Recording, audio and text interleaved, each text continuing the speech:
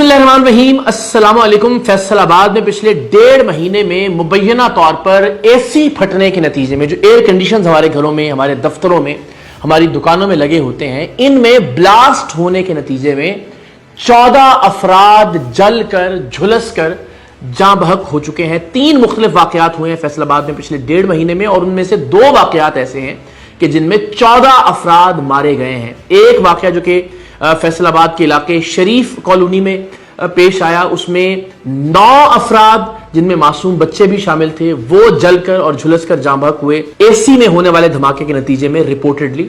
और दूसरा वाकया डजकोट रोड पर पेश आया, जहां एक बार्बर शॉप में एसी फटने के नतीजे में 5 अफराद लुकमाए अजल बन गए। तो मजमूई तौर पर 14 अफराद पिछले 1.5 महीने में एसी में होने वाले धमाकों के नतीजे में मुबैना तौर पर जाँ बहक हो चुके हैं।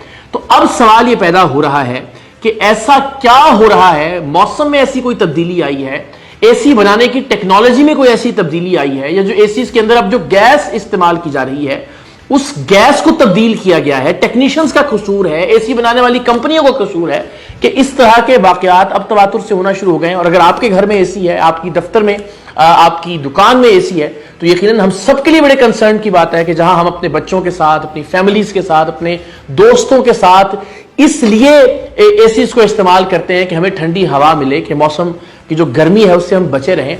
और अगर यही हवा मौत के शोलों में तब्दील हो जाए तो जाहिर है हम सबके लिए बहुत ही तशवीश की बात है।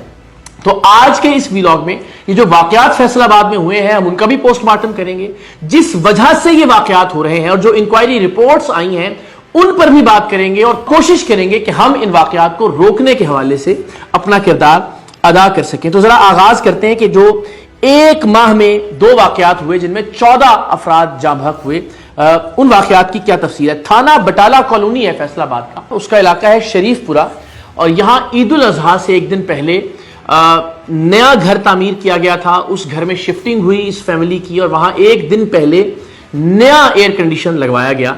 और फिर 18 और 19 जून की दरमियानी रात, यानी ईद उल अजहा के ठीक अगले ही रोज इस घर में एक धमाका होता है, और उस धमाके के नतीजे में जो 9 अफराद थे, पूरी की पूरी जो फैमिली थी वो झुलस जाती है, अस्पताल मुंतकिल किया जाता है, लेकिन उनमें से कोई भी उन जख्मों की ताब नहीं ला सकता जो झुलसने के नतीजे में उनके जिस्म पर आए होते हैं। और ये 9 के 9 अफराद जाँ बहक हो गए, जिनमें 6 साल की मासूम बच्ची दुआ फातिमा थी, 9 साला तलहा था, 3 साला रयान था, 4 साला ईमान थी बच्ची, 5 साला मोहम्मद इब्राहिम, 40 साला राशिद, 32 साला नरगिस, 22 साला मोहम्मद वकी रजा, और इनकी वालिदा फरहत बीबी।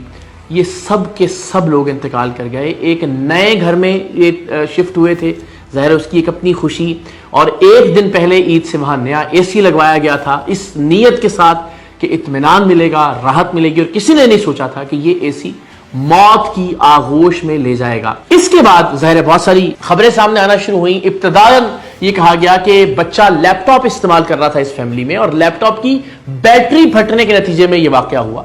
लेकिन हमने तहकीक की, बहुत सारे लोगों ने इस खबर को झुटलाया कि यह मुमकिन ही नहीं है, इंपैक्ट इतना बड़ा हो ही नहीं सकता किसी भी लैपटॉप की बैटरी फटने के नतीजे में कि 9 अफराद की जान चली जाए, कोई एक शख्स भी जिंदा ना बचे। इस पर फिर डिप्टी कमिश्नर फैसलाबाद ने एक इंक्वायरी कमेटी भी तश्कील दी, उसकी जो रिपोर्ट है वो जरा आपसे हम आगे जाके शेयर करेंगे। लेकिन खबर यह आना शुरू हुई कि एक गैस जो कि एयर कंडीशंस में इस्तेमाल की जाती है, जिसका नाम है R32, उस गैस के नतीजे में यह धमाका हुआ है, और उसके नतीजे में 9 अफराद की जान चली गई है। तो ये गैस क्या है जिसके हवाले से चहमगोइयां हो रही हैं, और क्या वाकई ये कोई आतिशगीर गैस है, यानी फ्लेमेबल गैस है जिसपे धमाका हो सकता है, जो आग पकड़ सकती है?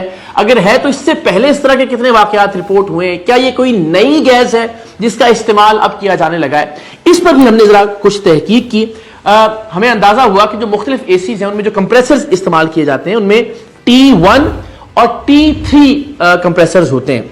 T1 और T3 जो कंप्रेसर्स हैं इनमें मुख्तलिफ गैसों का इस्तेमाल किया जाता है। उनमें R32 भी है, R410 भी है, और R22 भी है, यानी R32, R410 और R22 ये गैसेज हैं जिनका इस्तेमाल किया जाता है। लेकिन जो R32 है ये एक आतिशगीर गैस है, यानी ये आग पकड़ सकती है।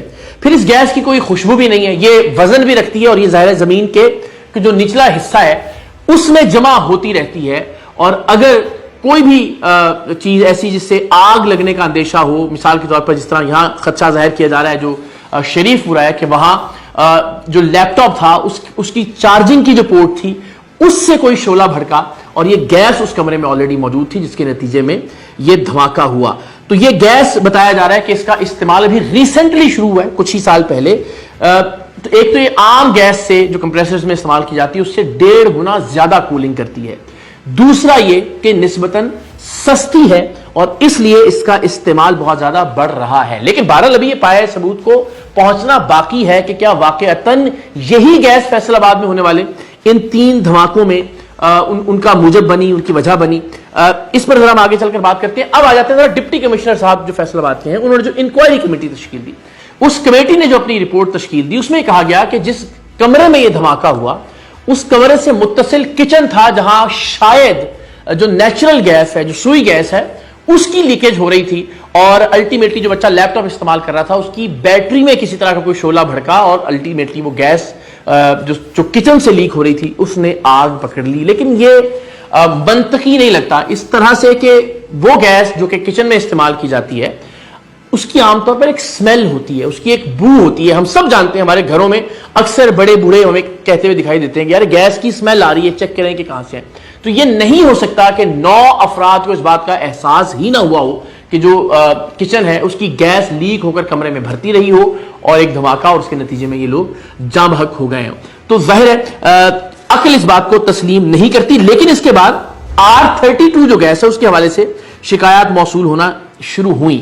ابھی یہ معاملہ چل ہی رہا تھا کہ فیصل آباد ہی میں ڈچکوٹ روڈ پر ایک باربر شاپ میں دھماکہ ہوا اور اس کی ابتدائی رپورٹ بھی یہی تھی کہ وہ دھماکہ اے سی میں ہوا یا اے سی سے لیک ہونے والی گیس کے نتیجے میں وہ دھماکہ ہوا۔ اس کے بڑے خطرناک ویژولز بھی ہیں، کچھ ویژولز آپ سے ہم شیئر کرتے ہیں۔ یہاں ایک جو اندر شخص تھا اس نے سگریٹ سلگایا اور سگریٹ سلگاتے ہی دھماکہ ہوا اور اس میں ہم دیکھ سکتے ہیں کہ کس طرح سے آگ کے شعلے اس دکان سے باہر نکلے اور پھر اس کے بعد کچھ ایسے مناظر ہیں جنہیں بہت زیادہ دکھایا بھی نہیں جا سکتا کہ آگ میں جلتے ہوئے نوجوان باہر آئے، پھر انہیں الائڈ اسپتال منتقل کیا گیا اور وہ بھی جاں بحق ہو گئے۔ 5 اموات اس واقعے میں بھی ہوئیں اور اس واقعے میں بھی ذمہ دار ٹھہرایا گیا ایئر کنڈیشن کو۔ کہا گیا کہ اے سی میں دھماکہ ہوا اور دھماکے کے نتیجے میں یہ 5 افراد جاں بحق ہو گئے۔ اب ان دونوں واقعات کے اندر جو ابتدائی خدشہ ہے یا جو پہلا خیال ہے یا جو پہلی شکایت ہے وہ R32 گیس کے حوالے سے ہی درج کروائی جا رہی ہے۔ اس پر ہی تحقیق ہو رہی ہے کہ اس ہی گیس کے جمع ہو جانے کے نتیجے میں، اس گیس کی لیکیج کی وجہ سے، چونکہ اس کی کوئی سمیل نہیں ہوتی، یہ گیس وزن رکھتی ہے تو اس لیے زمینی جو حصہ ہے اس پر یہ اکٹھی ہوتی رہتی ہے اور جب بھی کوئی شعلہ دیکھتی ہے یہ بھڑکتی ہے، دھماکہ ہوتا ہے اور اس کے نتیجے میں لوگ جاں بحق ہو جاتے ہیں۔ تو کیا یہ گیس آپ کے اور ہمارے جو اے سی ہیں ان کے کمپریسرز میں بھی استعمال کی جا رہی ہے؟ بالکل ایسا ہی ہے۔ اس گیس کا بڑے پیمانے پر استعمال کیا جا رہا ہے اس وقت جو ایئر کنڈیشنز کی صنعت ہے اس میں، اور اس کے حوالے سے اب حکومت کو ظاہر تحقیقات کرنی چاہیے کہ واقعتاً اگر اس گیس کی وجہ سے یہ واقعات ہو رہے ہیں تو کیا یہ گیس اتنی مہلک ہے؟ اگر ہے تو پھر اس پر پابندی عائد کی جانی چاہیے اور اس حوالے سے باقاعدہ انکوائری کی جانی چاہیے، باقاعدہ تحقیقات کی جانی چاہیے، جن کا اب تک بدقسمتی سے کسی طرح کا کوئی آغاز ہم نہیں دیکھ رہے۔ پھر یہ کہ کیا یہ گیس جو کہ ظاہر ہے ایک نئی گیس ہے نسبتاً جس کا استعمال بہت زیادہ کیا جا رہا ہے، یہ ریئیکٹ کرتی ہے؟ مثلا موسم کسی طرح سے اس پر اثر انداز ہوتا ہے یا ایسا ہے کہ کمرے میں، دفتر میں، دکان میں کوئی اور ایسا عنصر موجود ہو، کوئی اور ایسی چیز موجود ہو کہ جس کے ساتھ مل کر یہ مہلک ہو جاتی ہو، جس کے ساتھ مل کر یہ ریئیکٹ کرتی ہو اور اس کے نتیجے میں دھماکہ ہونے کے نتیجے میں اتنی قیمتی جانیں ضائع ہو رہی ہوں۔ اس حوالے سے بھی تحقیقات کرنا بہت ضروری ہے۔ ایک بات ذہن میں رکھیے کہ جب بھی دھماکہ ہوتا ہے، جو ایئر کنڈیشنز کا جو بلاسٹ ہے وہ بلاسٹ آؤٹ ڈور یونٹس میں بالعموم ہوتا ہے، یعنی ان ڈور یونٹ میں دھماکہ نہیں ہو سکتا۔ یہ جو باربر شاپ ہے یہاں بھی جو پگھلا ہوا اے سی کا ڈھانچہ ملا ہے جس سے یہ ازیوم کیا گیا کہ شاید یہ ان ڈور یونٹ کے اندر بلاسٹ ہوا ہے، وہ آگ لگنے کے بعد پگھلنے کی وجہ سے ان ڈور یونٹ کی حالت وہ ہو گئی تھی، لیکن آؤٹ ڈور میں بلاسٹ ہوتا ہے۔ ان واقعات میں جن میں یہ 14 افراد جاں بحق ہوئے ہیں ان میں خدشہ یہ ہے کہ گیس لیک ہو کر کمروں میں یا اس دکان کے اندر اکٹھی ہوتی رہی، زمین کے ساتھ ساتھ جمع ہوتی رہی اور جب بھی وہاں کوئی شعلہ بھڑکا اس کے نتیجے میں اس گیس نے آگ پکڑی، دھماکہ ہوا اور یہ 14 معصوم لوگ اپنی جان سے چلے گئے۔ تو جس وقت ہم یہ ویلاگ ریکارڈ کر رہے ہیں این اس وقت ایک اور واقعہ رپورٹ ہوا ہے فیصل آباد کے چک ملخم والا سے، جہاں ایک جو فوٹوگرافر ہیں ان کے اسٹوڈیو میں اے سی کا بلاسٹ ہوا ہے. لیکن خوش قسمتی کی بات یہ ہے کہ اس وقت اس اسٹوڈیو کے اندر کوئی شخص موجود نہیں تھا، لیکن جانی نقصان نہیں ہوا. تو 1.5 مہینے میں صرف فیصل آباد اور اس کے اطراف میں 14 افراد ایئر کنڈیشن پھٹنے سے یا ایئر کنڈیشن کی گیس لیکیج کے بعد ہونے والے دھماکے کے نتیجے میں جاں بحق ہو گئے. اور یہ ظاہر ہے کوئی معمولی بات نہیں ہے، آپ کے میرے ہم سب کے گھروں کے اندر ایئر کنڈیشننگ کا استعمال کیا جا رہا ہے. تو یہ گیس مہلک ہے؟ کیا ایئر کنڈیشنرز کے اندر کوئی ایسی خرابی پیدا ہو گئی ہے کہ جس کے نتیجے میں یہ بلاسٹ ہو رہے ہیں؟ یا فیصل آباد میں گیس کی سپلائی میں اسپیسیفکلی کوئی ایشو ہے؟ یا ٹیکنیشین جو ہیں ان کی جانب سے کہیں کوئی پرابلم آ رہا ہے؟ یا پھر جو بنانے والی کمپنیز ہیں ان کی ٹیکنالوجی میں کوئی تبدیلی آئی ہے جس کے نتیجے میں یہ پے در پے 3 واقعات ہوئے ہیں؟ ظاہر بڑی خطرناک بات ہے جب آپ سوچتے ہیں کہ جس گھر میں، جس کمرے میں آپ اپنے بچوں کے ساتھ ہیں، اپنی فیملی کے ساتھ ہیں، اپنے بزرگوں کے ساتھ ہیں، وہاں جو اے سی لگا ہوا ہے وہ 14 لوگوں کی جان لے چکا ہے ڈائریکٹلی اور انڈائریکٹلی.